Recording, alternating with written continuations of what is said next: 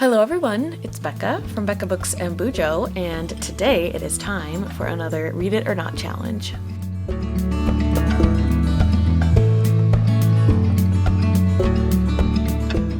It is month number 5 of doing this challenge. It is a really fun and simple challenge. I pick a piece of paper from this jar and it tells me what book to read next. These slips of paper represent books on my shelves that I have not read, and there's like 250 plus books, and each color represents a genre. So we will see what we get today. I'm just going to go in blindly and pick something. I would prefer maybe a romance or a mystery. I'm just wanting something that can get me through it quickly, but we'll see. So let's open the jar and grab something. I'm scared, but excited. A purple. Purple is sci-fi and fantasy and magical realism. So let's see what we get.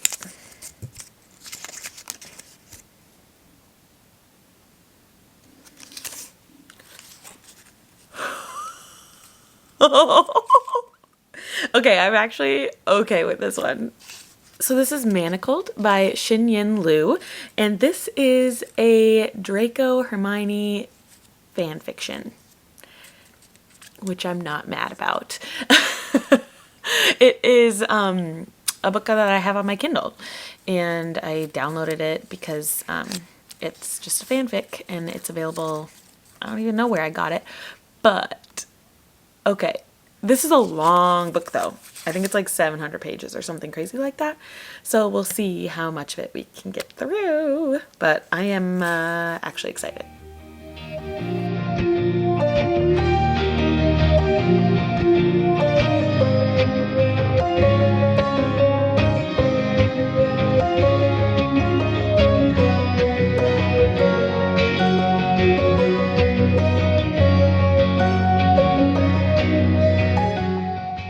So, I've started reading Manacled by Xin Liu. I realized in the intro clip, or when I picked the book, that I completely botched the author's name. So it's Xin Liu. Again, this is a fan fiction written about Harry Potter. It is as if the Harry Potter series ended at Order of the Phoenix, and instead of Harry and all of his resistance people winning, it's Voldemort winning. And so we are in this terrible time. Everybody has died, and Hermione has survived. She was kept in isolation for more than a year, and she was able to keep herself sane by going through potions in her head and mathematics, arithmancy, all that stuff. She was able to keep herself sane. She wasn't able to do any magic because she had these things on her wrist called manacles, and they kept her from doing magic of any sort. So we follow her kind of at the beginning of her time in this complete darkness, and then she gets out. They have decided to keep her around instead of kill her because she has blocked something from her memory, and they feel like whatever has been blocked from her memory, whether that's internally or magically, they want to know that because it's probably going to help fight the resistance in some way. And so they've kept her around. And they've also decided that they need to breed women who are fertile because they're having issues keeping the magic line alive. It's basically like Handmaid's Tale mixed with Harry Potter, which I had completely forgotten about when I drew it out of the jar earlier. So we are into some creepy Handmaid's Tale stuff, which is one of my favorite books. I love The Handmaid's Tale, and the fact that it's mixed with Harry Potter, it's working for me. So Hermione is sent to live with the High Reeve, who she finds out is Draco Malfoy. And so things happen. She obviously is struggling with being raped, but she also is having like agoraphobia, anxiety attacks because of how long she was trapped in isolation. And now that she kind of has free reign of the Malfoy Manor, she is really struggling. And she's also trying to figure out like what memories have been hidden. So like some memories come back in dreams, and that's really fun to go back and see what exactly happened during battle and war that Harry died in. So it's very interesting. I love being back with these characters, even though it's a very sad and desperate time of their lives. It's still very interesting. And there's almost starting to be a camaraderie between Malfoy and Hermione. Hermione has been taking this potion that is making like all of her emotions dull, and so I feel like her hatred toward Malfoy is dulling, and so she's kind of seeing some, I wouldn't say goodness, but she's able to find a comrade in him, talk to him, learn things from him. She's doing all of these things in order to try to escape. So she's trying to figure out some sort of weakness that Malfoy has, so that she could escape the manor and get to whoever is still fighting the resistance, because we know that that's happening. Actually, something just happened where someone in the resistance killed Umbridge, but she had a locket around her neck, and it happened to destroy the locket. So we think something's going on here with the Horcruxes, if you are a Harry Potter fan. So I'm enjoying it. I am happy to say that I found an audio version on Spotify. It's like a playlist. People have recorded it themselves because it's a fan fiction, and you can get the PDF for free. People have decided to read it and create a playlist on Spotify. It is a 23-hour playlist, and I read as much as I could yesterday in all of the reading time that I had, and I only got 16% of the way through this book. So it's a long book. I think Goodreads marks it at 925 pages. So even though I read 16%, that's like 100 pages that I read yesterday. So I'm enjoying it. I'm really intrigued to figure out what's going to happen between Hermione and Draco, if anything. And I'm intrigued to figure out what memories Hermione has locked away, because maybe it'll help in the long run. So that's where we're at with this book. It might take me all week to read, but we shall see. Okay, so I have listened for most of the morning, and a lot has happened. I'm only at like 21%, but still a lot has happened, especially between Draco and Hermione and their relationship. So Hermione had kind of been sneaking around and listening to a conversation with Draco and his friends, and this Graham Montague snuck up on her, and this Graham guy had been having relations with Draco's wife, Astoria, and Hermione had seen that happening. But then in this instance, Graham tried to force himself on Hermione, and Draco caught him and beat him up, actually killed him, and tried to make sure that Hermione was okay, healed her wounds that Graham had inflicted, and so on. So that was one of Draco's like redeeming moments. And then Astoria heard about that, and she was pissed because she wanted Draco to do something for her, especially when it came to Graham. Like when she first heard that Graham was killed, she thought it was because Draco had found out about Graham and Astoria's relationship, when in fact he killed Graham when he heard that Graham had hurt Hermione. So Astoria was pissed, and Astoria went to Hermione's room and started torturing her by removing her eyeballs. And Draco was away on business, like he was in Romania, many countries away, and he somehow got back and stopped Astoria from doing the stuff she was doing and was able to heal Hermione. So another redeeming thing for Draco. And now, the point that I just left off on, one of Hermione's healers gave her a lust potion, and she didn't realize it was a lust potion, so she took it before Draco came to visit her because she thought it would like dull some of the pain with the visit that he had to do. And she then realized once she took the potion that it was actually a lust potion, and Draco came and she experienced some things. So yeah, it's getting to be where there is a little bit of redeeming qualities in Draco, and Hermione is starting to see that too. So I don't know, I'm enjoying it. I'm almost halfway through Manacled. Still really enjoying it, but it's taken a little twist. We're not in the present timeline anymore of Hermione being Draco's handmaid. She had a medical condition happen that gave her some time to just reflect on things, and she's now having flashbacks. And so we have gone through, I think we're at like flashback 20 now or something, where you're finally unveiling what happened to her and her memories that she had blocked away. And Draco and Hermione have much more of a past than we thought. That's all I'm gonna say. So, loving it, but still, how am I only 50% of the way through this book?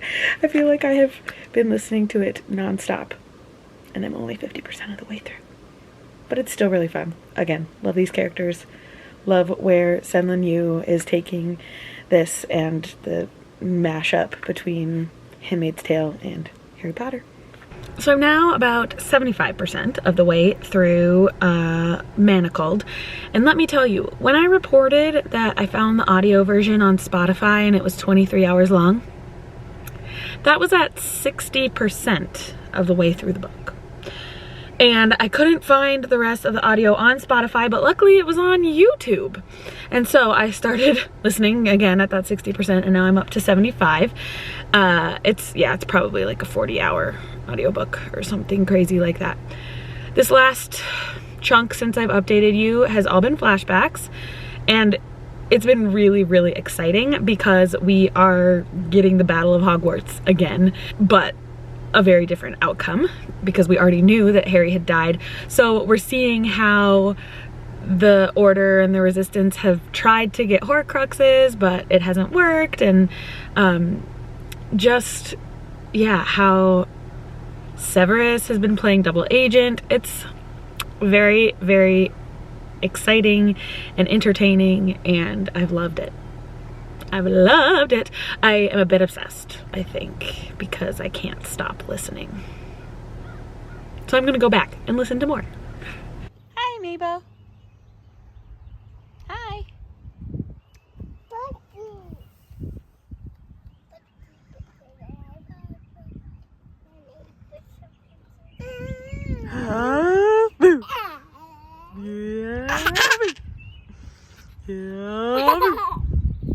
I'm gonna get you. I'm gonna get you. I'm gonna get you. I'm gonna get you.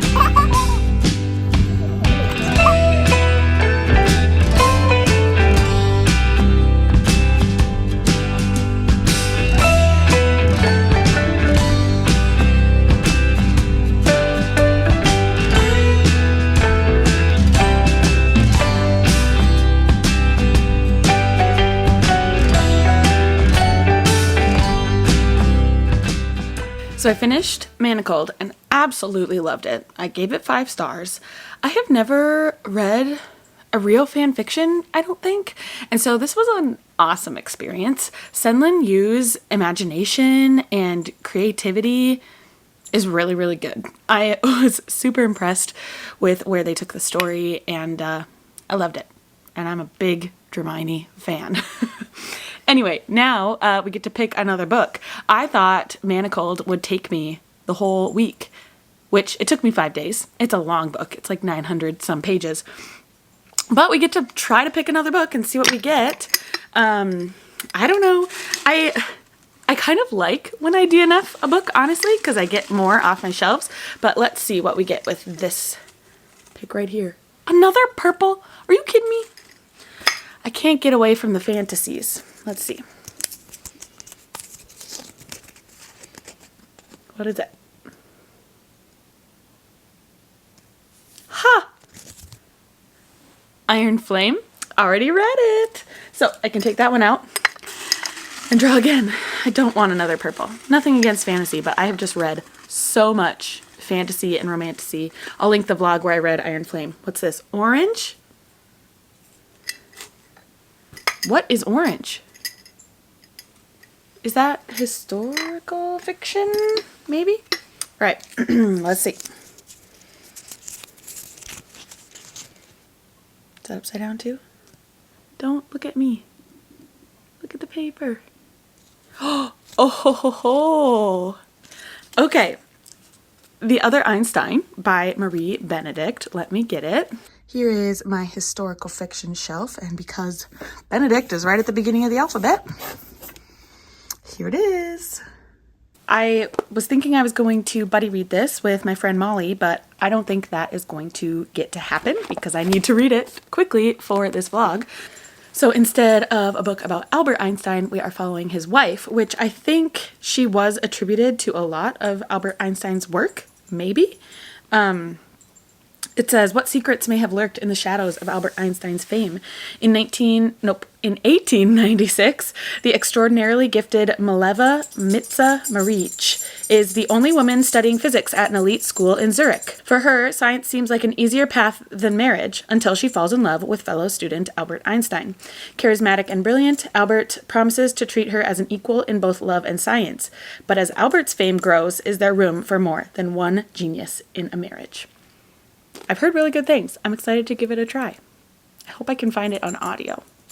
I am about 75 pages the way through The Other Einstein by Marie Benedict, and I'm liking it so far. So we are following Mileva Maric, and she is a very smart young woman. She has been the top of her class in Croatia, and now her father is getting her to one of the best universities in Switzerland. She has always kind of been told to like hide her smarts because, well, not been told, but she has experienced some bullying because of how smart she is. And so when she gets to Switzerland, she is trying to decide how much of her intelligence she wants to share with others. And she decides, you know what? I'm smart and I'm proud and I am going to flaunt it to everyone. And so she meets some friends. She has 3 other women that she stays in a house with, and she's very friendly with them. They make music together. They're all in different schools than her. She's in the school for mathematics and physics. Her other friends are like for history and political science. But she is in a class with all men. And she one day knows the answer to a question that none of the other men do, and she is like internally deciding whether she should answer the question or not because she's nervous that she would get bullied or harassed for knowing the answer that men didn't. And she decides, no, I'm going to say the answer loud and proud, and she did it, and all the men were like, wow, cool, let's write that down. She knows what she's talking about. So now she has been invited by Mr. Einstein to sit in coffee shops with him and his friends and just discuss physics and mathematics topics. And she is having a blast. She is kind of putting her friends on the back burner in order to have these conversations with these men, and her friends are feeling a little sad about it. She's missing out on music time with them and conversations with them, but she is having the time of her life talking math and physics with these men. The other thing that's really interesting about Mileva, sorry, is that she has a disability. She has like a club foot, I think, and she's been told her whole life that because of this difference, she will never find a husband, she'll never have a family of her own, because she's seen as unwanted. But when she gets to Switzerland, her friend Helena is like, no, that's not the case in every country of the world. Maybe in Croatia that's the case, but here you can find someone and definitely entertain the possibility of having a husband and a family, or deciding not to do that because you're a smart, independent woman. But she is starting to maybe have some banter with Einstein, and she's realizing that, oh, maybe I am not destined to be single like my parents have told me I'm going to be the rest of my life. So that's where I'm at, 75 pages in, enjoying it. Definitely a change of pace from Manacled. Historical fiction and fantasy romance are completely different genres, and I'm definitely feeling that, but diving into it and loving it nonetheless. Now I'm about 50% of the way through the Other Einstein. I have it down there, but I'm folding laundry. And I'm angry. Mileva and Albert have decided to become romantically involved. Whoa, hello. Here's my Theo. And they're on this like beautiful horse-drawn carriage. Oh yes, Theo got new Transformer letters. Anyway, they're on this beautiful horse-drawn carriage talking, and all of a sudden he's like, I was thinking about showing our paper to our, to my new boss. And she's like, okay, cool, which one? And they talk about it for a while. And then she's like, but what do you think he'll think of my name on the paper? And Albert goes, oh, I was thinking I would just put it with my name on the paper. And Mileva's like a little mad, but she's like, well, I guess if that'll help you, get a job faster, then okay. So he is already taking advantage of her, and it makes me angry. I'm gonna keep folding laundry and listening.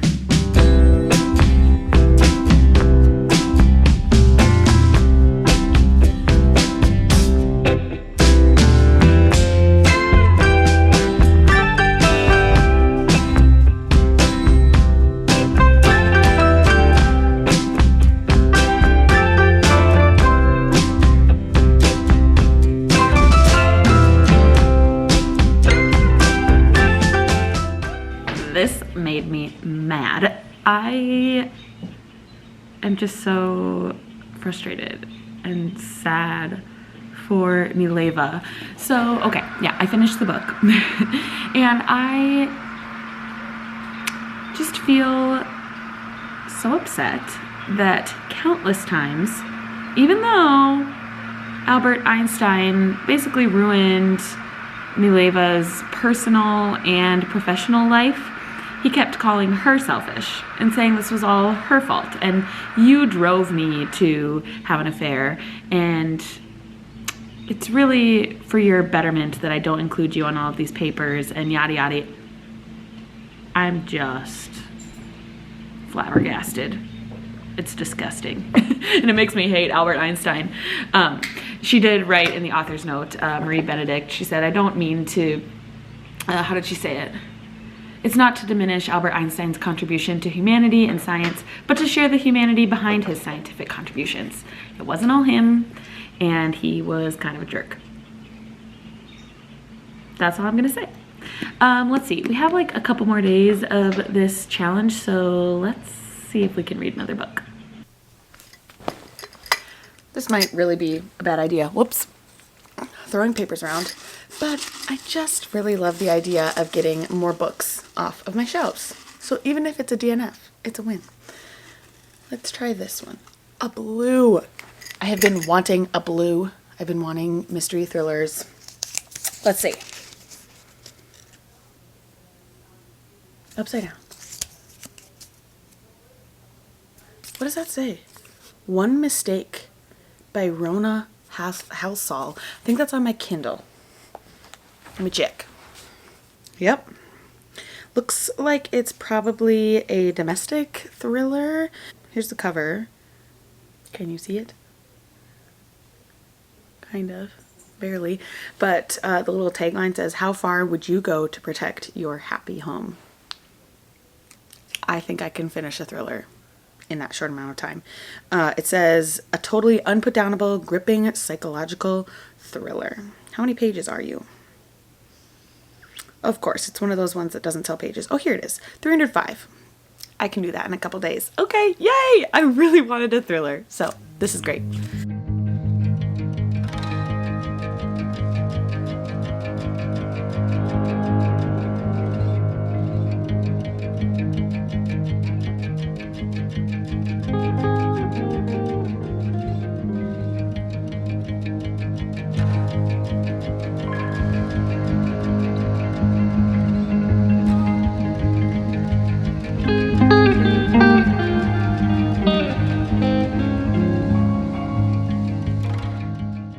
I am about 33% of the way through One Mistake, I think.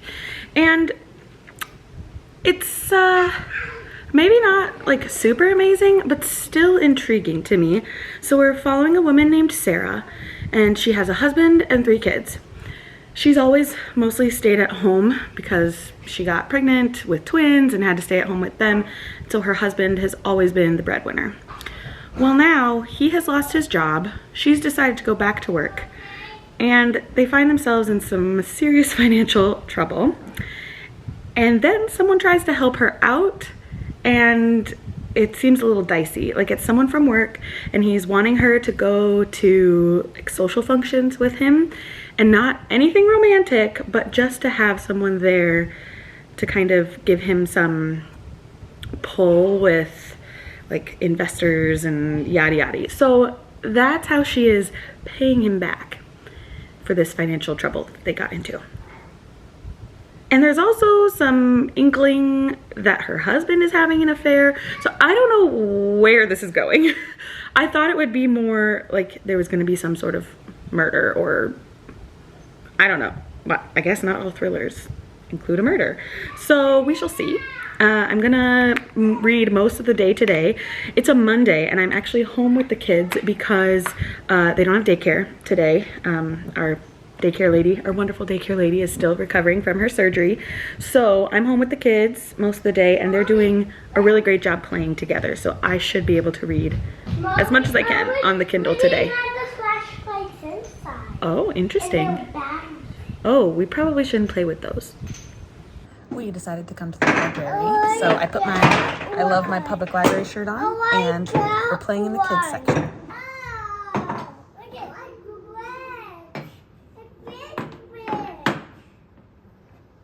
I brought my Kindle too, so we'll see if I can read while they play. Whoa, Theo. Did you build that tower? Cool. Nobody helped me. The kids found some games: Planets Puzzle, Pizza Party, and Cupcake Party. Oh, and Mabel found these frogs. No, I did. Yes, Theo found them. But I found these. Cool. I am 211 pages in, 66% to be exact, in One Mistake, and it's getting messy. There's lying, cheating, setting other people up, and it's a big old mess. I don't even like any of the characters, really. Like, it should be a book that I DNF, but it's almost like a car wreck where you can't look away. Like, I want to know what happens because it's so messy, and this female main character is putting it all on herself. She did this one thing, and that's why it's called One Mistake. It's like one mistake leads to another, more lying, more making more mistakes on. It's just like compounding, and it's a lot. But yeah, I don't like our main character Sarah. I don't like her husband. I don't like the man she's getting help from. They're all just kind of terrible people. But like I said, I want to know how it's all going to resolve.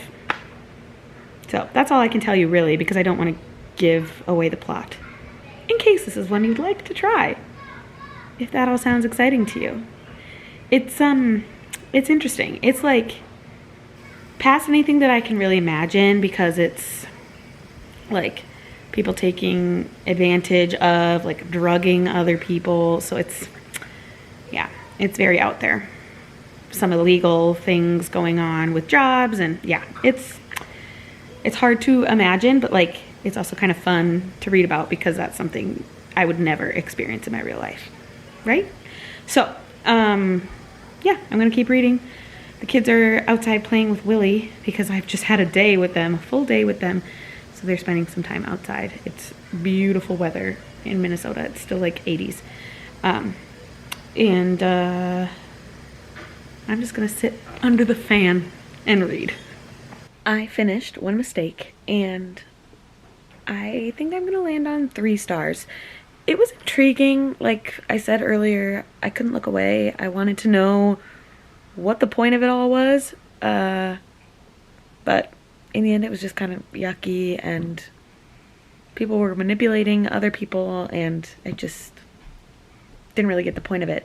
So I think 3 stars is good, though, because like The anticipation was getting at me. So, with that, we have read 3 books. We read Manacled, which was a 5-star.